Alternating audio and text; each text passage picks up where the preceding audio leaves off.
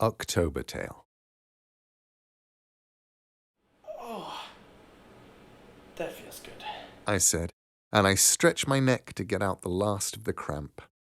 It didn't just feel good, it felt great, actually. I'd been squashed up inside that lamp for so long, you start to think that nobody's ever going to rub it again.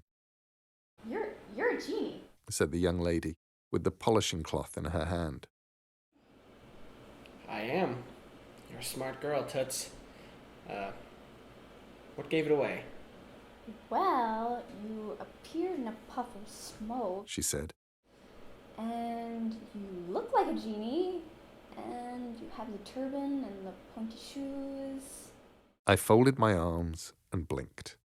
Now I was wearing blue jeans, grey sneakers, and a faded grey sweater, the male uniform of this time and this place. I raised a hand to my forehead, and I bowed deeply. I am the genie of the lamp.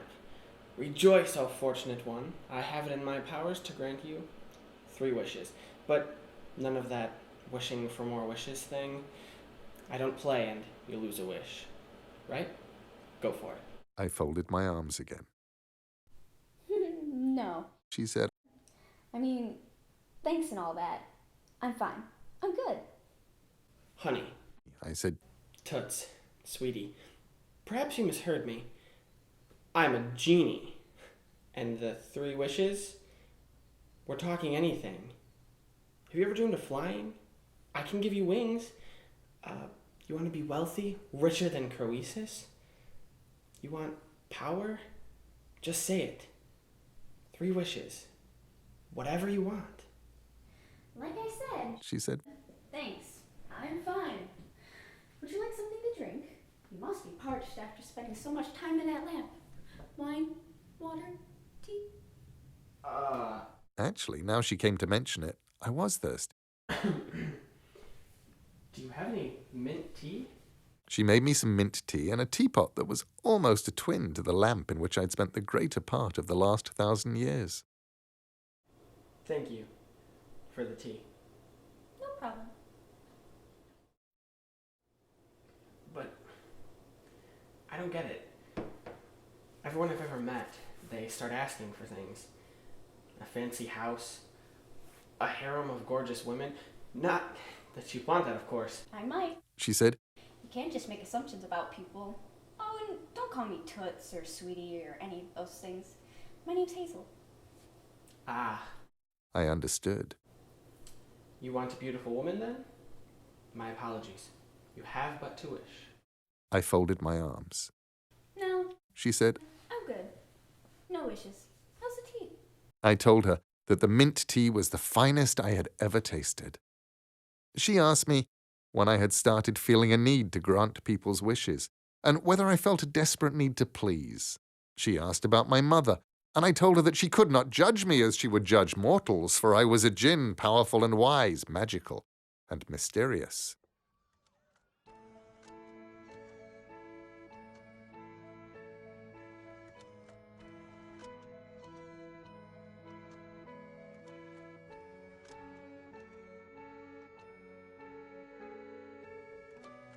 She asked me if I liked hummus, and when I said that I did, she toasted a pita bread and sliced it up for me to dip into the hummus.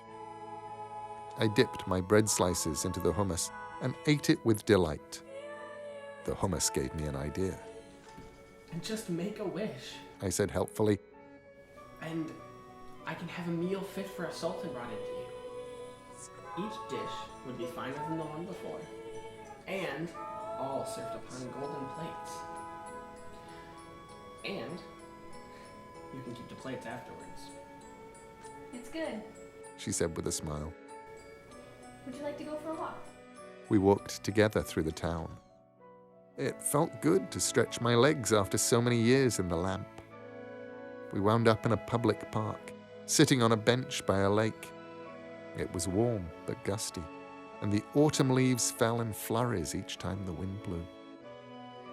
I told Hazel about my youth as a djinn, of how we used to eavesdrop on the angels and how they would throw comets at us if they spied us listening. I told her of the bad days of the Djinn Wars and how King Suleiman had imprisoned us inside hollow objects, bottles, lamps, clay pots, that kind of thing. She told me of her parents, who were both killed in the same plane crash, and who had left her the house. She told me of her job illustrating children's books, a job she had backed into accidentally at the point she realized she would never be a really competent medical illustrator, and of how happy she became whenever she was sent a new book to illustrate. She told me she taught life drawing to adults at the local community college one evening a week. I saw no obvious flaw in her life, no hole that she could fill by wishing, save one. Your life is good, I told her. but you have no one to share it with. Wish it, and I can bring you the perfect man. Or woman. Or film star. Or a rich person. No need. I'm good. She said. We walked back to her house, past houses dressed for Halloween. This isn't right. I told her. People always want things. Not me. I've got everything I need. Then, what do I do? She thought for a moment. Then she pointed at her front yard. Could you rake the leaves? Is that your wish? No, but it's something you can do while I'm making dinner. I raked the leaves into a heap by the hedge to stop the wind from blowing it apart. After dinner, I washed up the dishes. I spent the night in Hazel's spare bedroom. It wasn't that she didn't want help. She let me help. I ran errands for her, picked up art supplies and groceries. On days she'd been painting for a long time, she let me rub her neck and shoulders.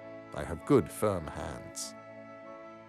Shortly before Thanksgiving, I moved out of the spare bedroom, across the hall, into the main bedroom and Hazel's bed.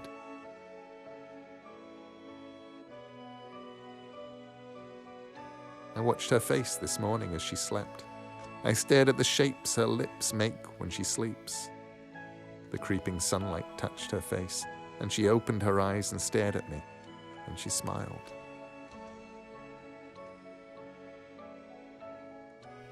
You know what I never asked? She said, Is what about you? What would your wish be if I asked what your 3 wishes were? I thought about it for a moment. I put my arm around her, and she snuggled her head into my shoulder. It's okay. I told her. I'm good.